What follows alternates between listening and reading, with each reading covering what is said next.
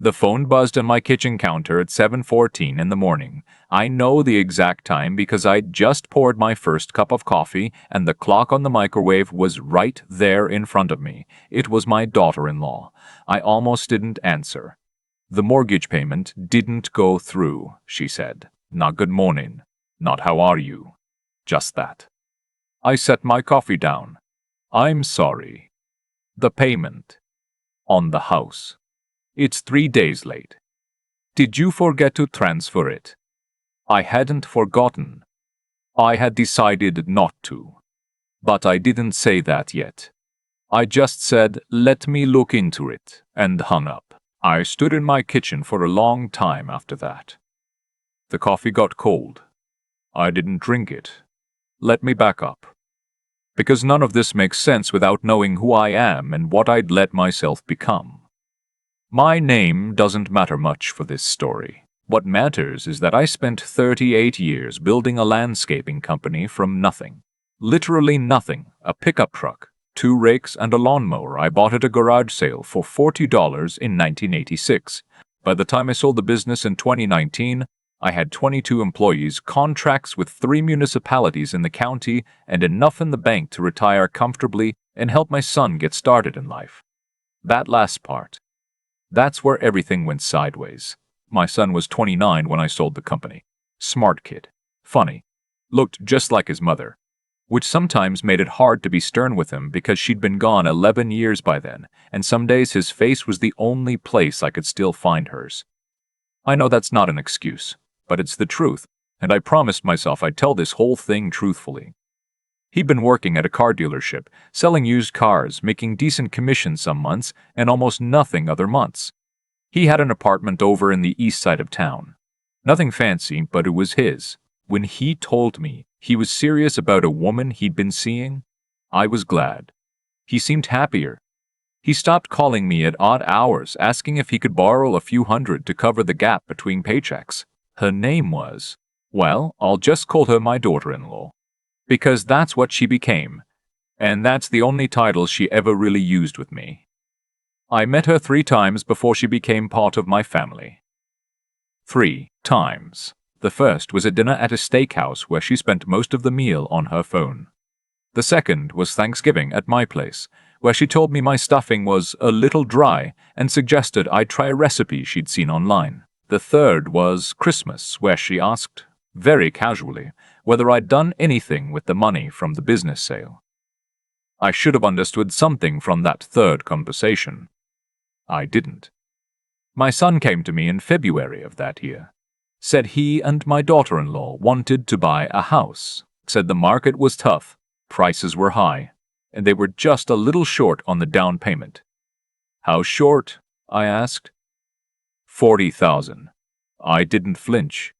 I should have. Instead, I wrote a check and told him to build something good. 6 months later, the house needed a new roof. My son called, apologetic. Said the inspection had missed something. Could I cover it? $22,000. I covered it.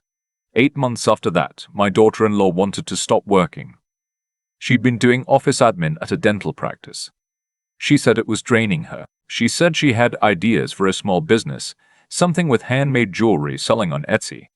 She just needed time to develop it. Could I help with the monthly expenses while she got started? My son called to ask.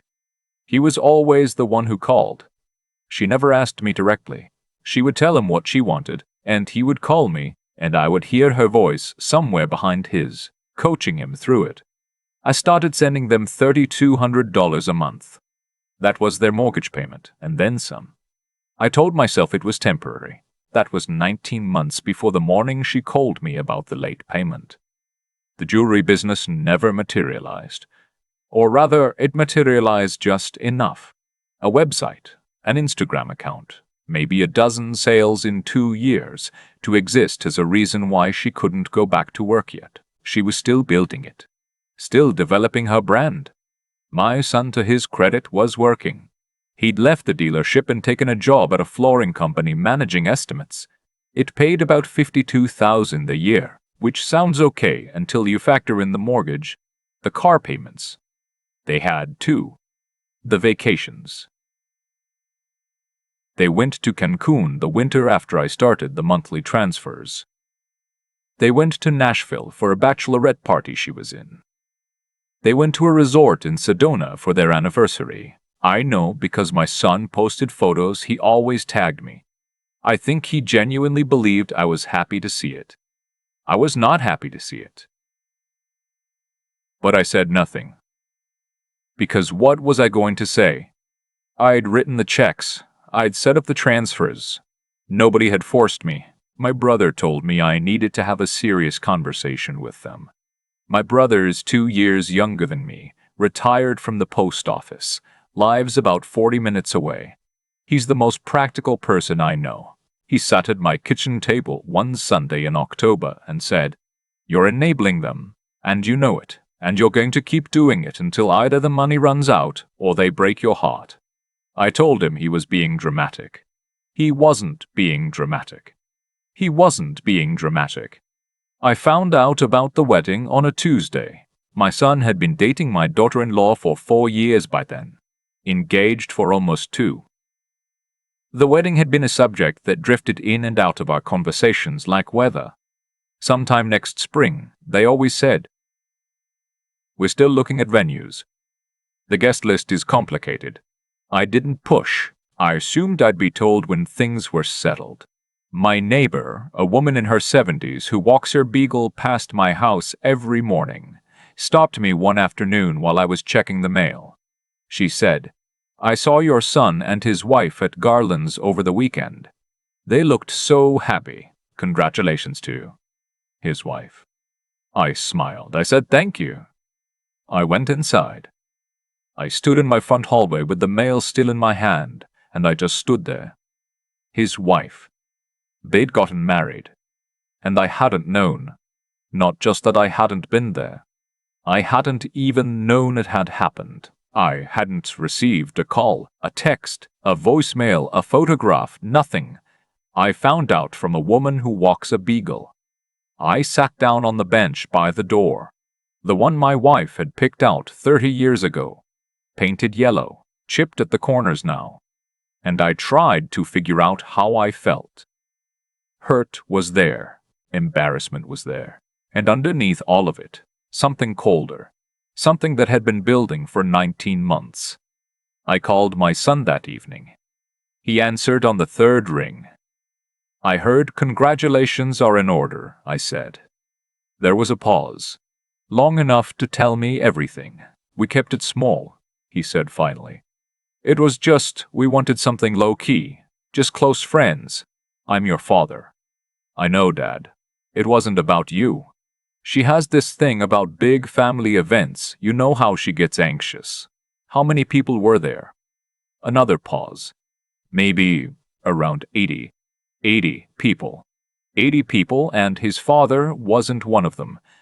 Because of the anxiety. Because they wanted something low-key." I told him I understood. I told him I hoped they had a beautiful day. I told him we'd talk soon, and then I hung up and called my brother, who drove over that night and sat with me in the kitchen until almost midnight.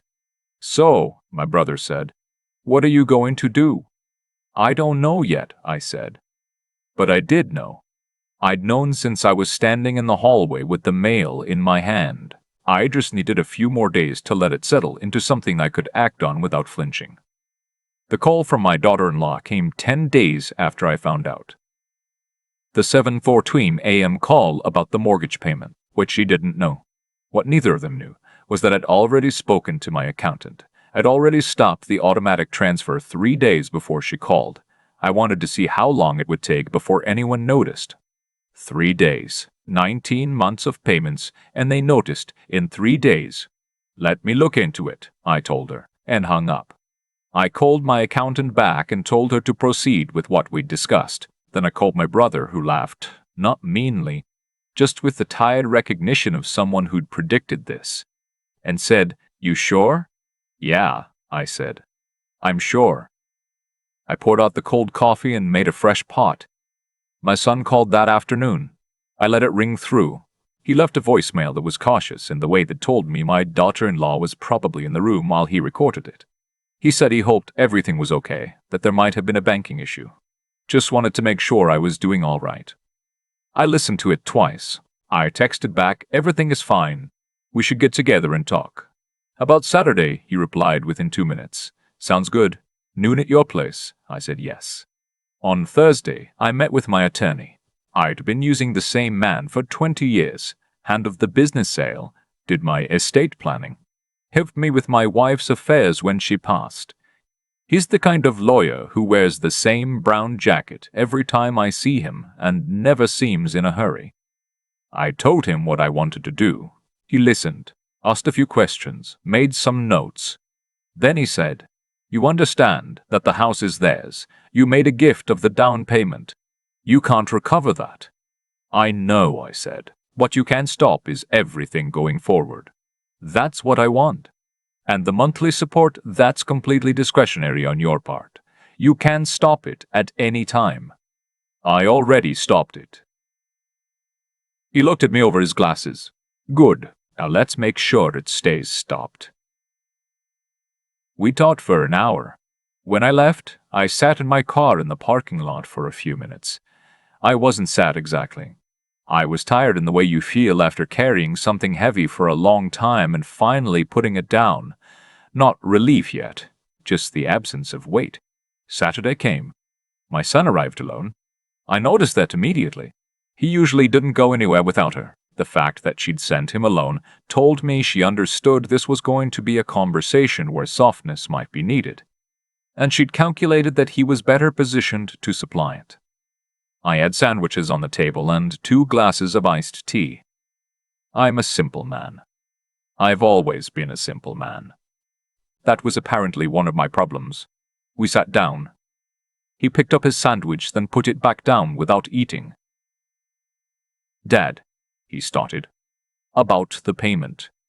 "I stopped the transfers," I said. "All of them. I'm not going to resume them." He looked at his hands. Why? I'd thought about how to answer that. I'd practiced a version that was calm and clear and didn't let anger bleed through. But sitting there across from him, looking at my wife's face looking back at me, I decided to just say the true thing. "I found out about your wedding from my neighbor. She congratulates me while I'm getting my mail. And 10 days later, your wife is calling me before 8 in the morning because a payment didn't go through. I've been supporting you too for a year and a half. I gave you the down payment on your house. I've been paying your mortgage. And I wasn't invited to your wedding because, what was it? She gets anxious at big family events with 80 guests. My son said nothing. I'm not angry, I said, which wasn't entirely true.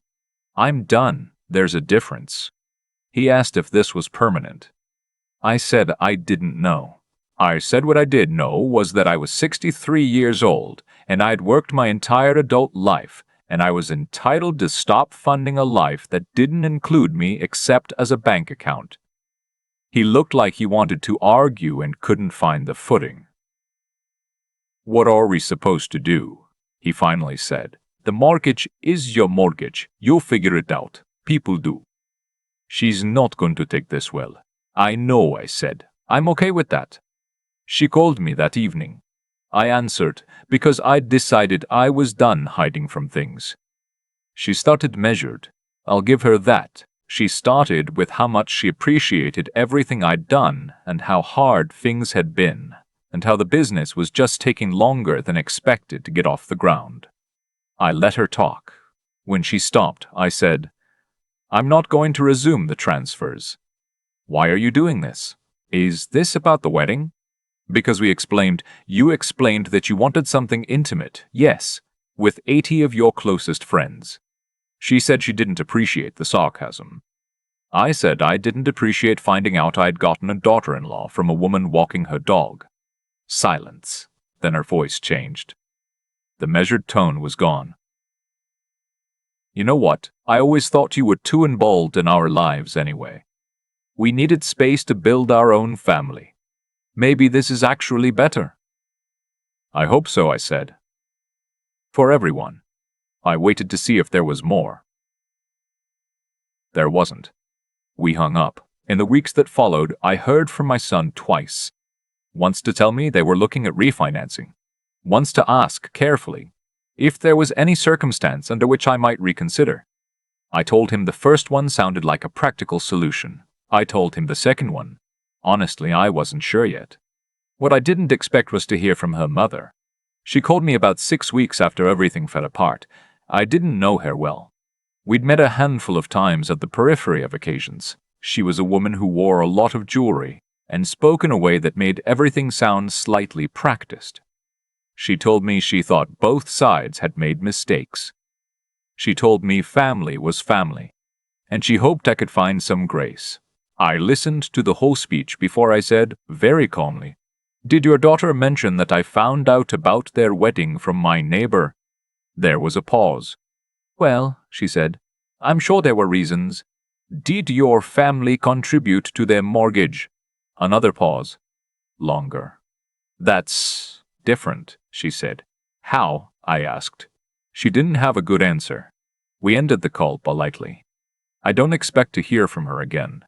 My brother came over for dinner a few Saturdays after that. He brought a rotisserie chicken and a 6-pack, and we sat on the back porch until dark. He asked me how I was. "Clearer," I said. "That's the best word I've got." "You think they'll be okay?" "The two of them." "I think my son is more capable than he's been allowed to be," I said. "I'm partly responsible for that.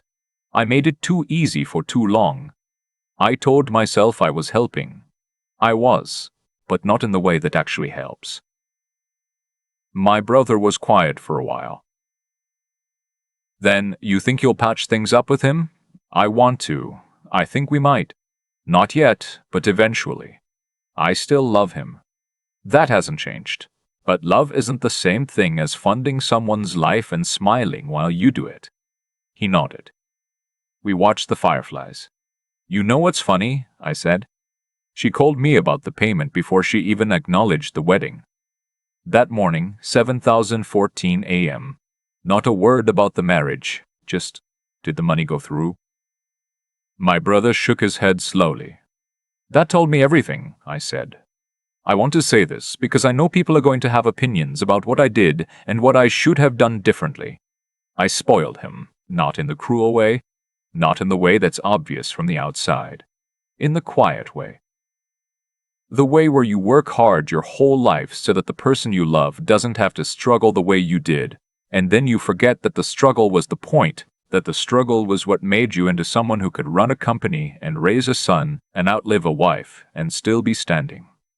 I gave him money when I should have given him less money and more expectation.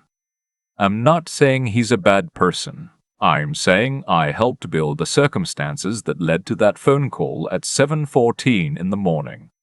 Recognizing that doesn't make me feel better exactly, but it makes me feel honest, and at 63 after everything, I prefer honest to comfortable. I still walk the property on mornings when the weather's good. I have about 2 acres. Nothing dramatic, but I maintain it the way I always did. Keep the edges clean. Keep the beds weeded. Old habit. My hands still know what to do even when my head is somewhere else. Some mornings my son texts me, just small things, a funny video, something about football, a question about a repair at the house. We're finding our way back to something, slowly. She doesn't reach out, and I don't expect her to. That's okay. I didn't stop loving my son on any of the days when all of this was happening. I want to be clear about that. But somewhere between the down payment check and the anniversary resort photos and the morning the coffee went cold, I stopped confusing love with obligation. And I stopped letting someone else's decision about what I owed them define what I was willing to give. The money is still there. The retirement is still intact. And on a Tuesday morning in early spring, I had a second cup of coffee.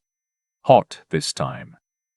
And I sat on the porch and I listened to nothing in particular, and I thought, this is mine. This quiet. I earned it. Nobody called that morning. It was the best morning I'd had in a long time. I keep thinking about that coffee. The first cup. The one that went cold while I stood in my own kitchen holding the phone after she hung up. I didn't pour it out right away. I just left it there on the counter like I wasn't ready to admit it was already over. That cup of cold coffee is the clearest image I have of who I used to be. A man who kept waiting.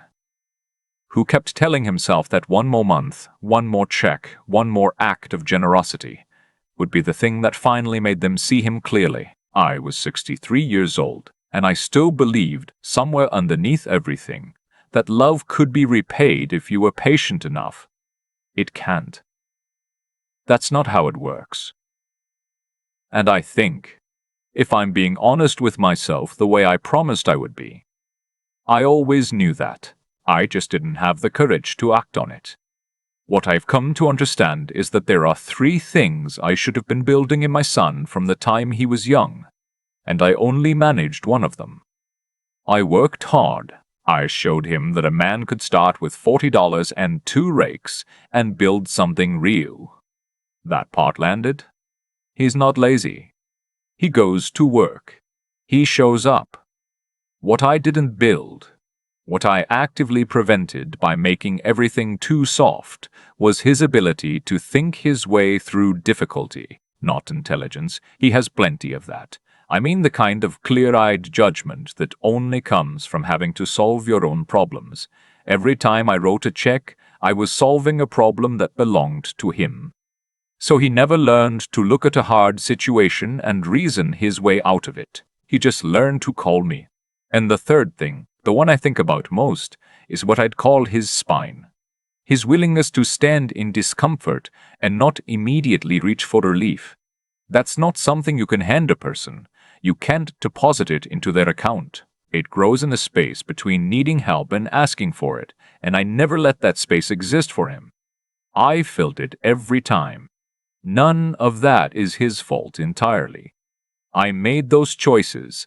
I was the adult in the room for 29 years before she ever entered the picture, the dynamic she walked into. The father who always said yes, the son who always called, that was already built and running. She just figured out how to use it. What hurts most isn't the wedding. I've made a kind of peace with the wedding. What hurts is the 7:14 a.m. call. The fact that 10 days after I found out I had a daughter-in-law, her first real contact with me was about a payment. Not a conversation. Not an acknowledgement of what had happened. A payment. That told me exactly where I stood in the architecture of their life. I was infrastructure. Useful, invisible, expected to function. I decided I was done being infrastructure. My brother sat with me on the porch until it got dark, and at some point he said, "You think you'll regret this." I told him the only thing I regretted was that it took me this long. That's still true. The money is intact. The mornings are quiet. And somewhere out there my son is learning, maybe for the first time, what it actually costs to live a life. I hope it makes him stronger. I hope it makes him someone his own kids will one day respect, not because he was handed everything, but because he figured out how to stand on his own ground. That's all I ever really wanted to give him. I just went about it the wrong way for a very long time.